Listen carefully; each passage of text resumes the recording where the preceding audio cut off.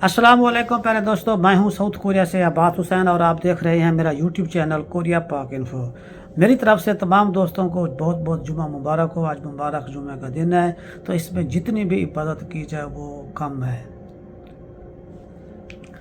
अस्सलाम वालेकुम, मैं हूं साउथ कोरिया से अब्बास हुसैन और आप देख रहे हैं मेरा यूट्यूब चैनल कोरिया पाक इन्फो। प्यारे दोस्तों, आज की मेरी वीडियो का टॉपिक है जो लोग कोरिया में कंपनी में काम करने के बाद जब वो कंपनी छोड़ते हैं तो वो जो अपना योंगमल चुंगसन होता है वो किस तरह करा सकते हैं।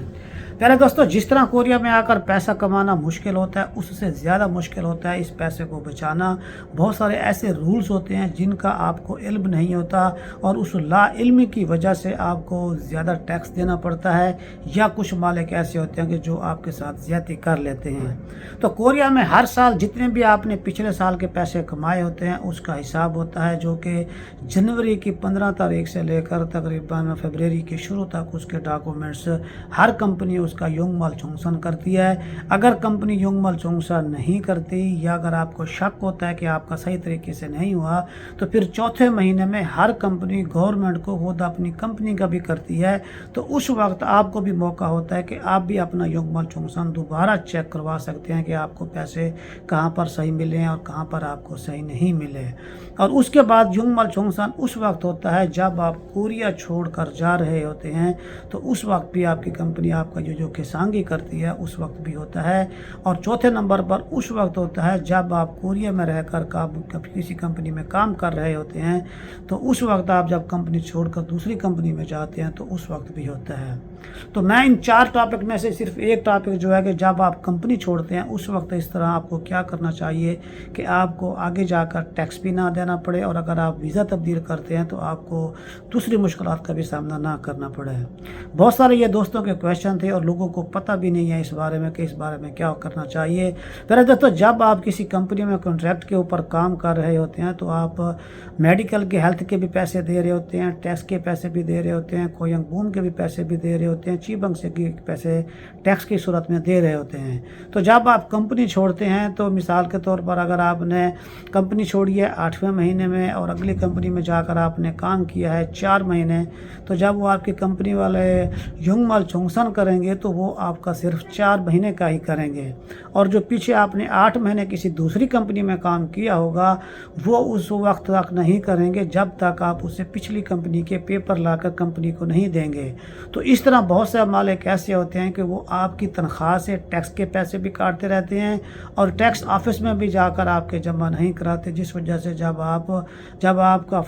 आपका योंगमल चुंगसन होता है तो उसमें आपने अक्सर देखा होगा कि आप लोगों के पैसे जो है ना ज़्यादा काट जाते हैं। वो उसकी मेन रीज़न यही होती है। तो इसका बेहतरीन और सही हाल यही है कि जब आप कंपनी छोड़ते हैं किसी भी वजह से, तो कंपनी वालों को कहें कि आपका वो योंगमल चुंगसन कर दें। तो योंगमल चुंगसन की सूरत में जो आपको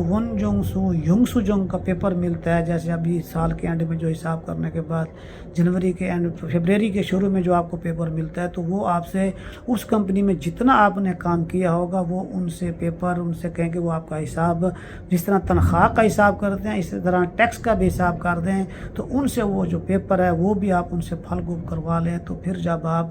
दूसरी कंपनी में जाकर काम करते हैं तो उस कंपनी वाले जब आपका अगले साल में योंगमल चुंगसन करते हैं तो आप जो पेपर पिछली कंपनी से लिया हुआ उन्हें देंगे, तो वो दोनों कंपनियों का आपका इकट्ठा ही एक दफ़ा हो जाएगा, आपका बार बार नहीं होगा। और उस ये तरीका करने से आपके जो टैक्स के पैसे हैं ज़्यादा कटौती होने की बजाय कम कटौती होंगे या आपको वापस मिल जाएंगे।